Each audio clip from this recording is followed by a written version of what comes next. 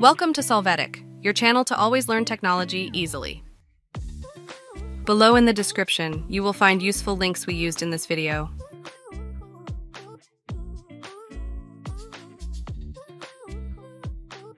Today in Solvetic, we will see how to autofill dates in Excel. To start, open the Excel file. Here, enter the date in the cell you want.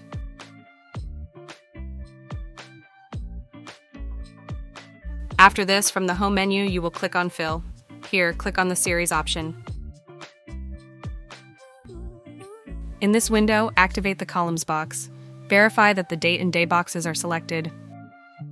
Finally, in the Stop value, enter the date you want as the end date. Remember that on the step value must be set to a value of 1.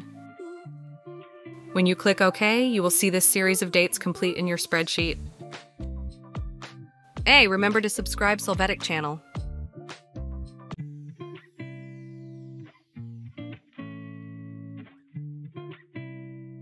We hope it has been helpful for you. Here are links to watch more videos of your interest and subscribe to the Solvetic channel. Thank you.